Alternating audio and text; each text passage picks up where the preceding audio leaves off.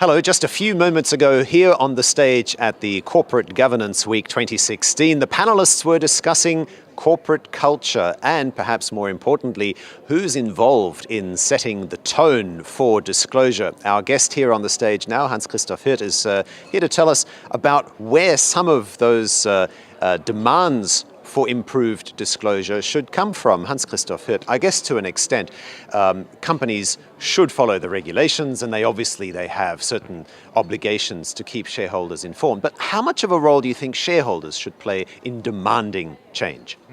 That's a very important question. We represent a group of 42 institutional investors from all around the world, $250 billion, and we, representing this group, have realized over the last few years culture is a very important determinant of long-term success. So we're asking companies we're engaging with, we invested in, asking questions about how do they manage, how do they oversee culture.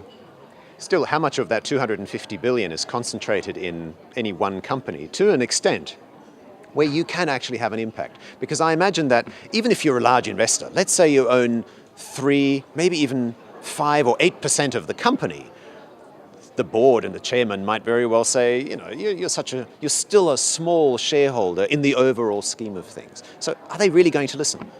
The experience suggests that if you have maybe 1%, 2%, that boards listen to you, in particular if you come with have something credible to say, asking the right questions, understanding the company, understanding the issues the company is facing. So I think it really depends on your credibility, what questions you ask, and also that the company perceives you not as a campaigner, but really as a long-term investor interested in long-term success. And we have succeeded in communicating that message. Right, but there's a fine line too, right, between coming across as a campaigner, as an activist, as you just said, and as somebody who's genuinely interested in the future of the company. Where do you find that fine line?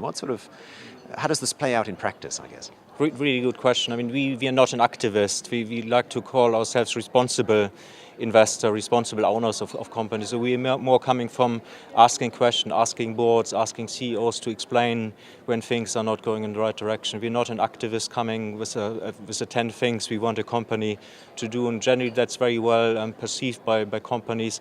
They're enjoying the interaction with us. Sometimes we make them think just a little bit harder and maybe working a little bit harder. And that's really what we believe is stewardship is all about. And that's why it's so important also that we here in Singapore get the stewardship principles launched very soon this year. Right. But what happens if the board doesn't respond to your hints, to your suggestions, to your requests for improvement? I mean, apart from selling, do you have any other recourse? Do you have a number of techniques, the way to escalate engagement, so you can work together with other shareholders, you can bring large group of shareholders together, writing a letter, sometimes going together to a shareholder meeting. But sometimes there will be cases, and we just talked about Volkswagen, where all the work is unfruitful, and then sometimes some pretty bad things can happen. What sort of form should the stewardship take in Singapore? Who needs to take the lead on that? The companies or the investors? Stewardship is basically something that is for investors, so it's very much in the hands of investors. Stewardship principle, stewardship code is governing investors, so it's equivalent of a corporate governance code, which is for companies. So companies should really take the lead, but there probably needs to be a regulator overseeing it. For example, in the United Kingdom, it's the FRC, the Financial Reporting Council, who is sort of administering the code, but it's targeted at investors. So with that in mind, to what extent are whatever governance issues there are in any company as much the investor's fault as the company's fault? Investors should certainly sometimes look at themselves and seeing that sometimes they get what they deserve in a way.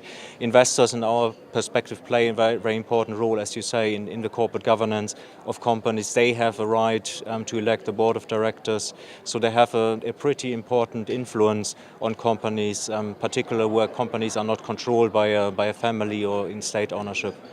Right, we look forward to your presentation in a few moments here. Hans-Christoph Hirt, one of the presenters here at the 7th Corporate Governance Week in Singapore. Check out the playlist nearby this video for other interviews from the conference.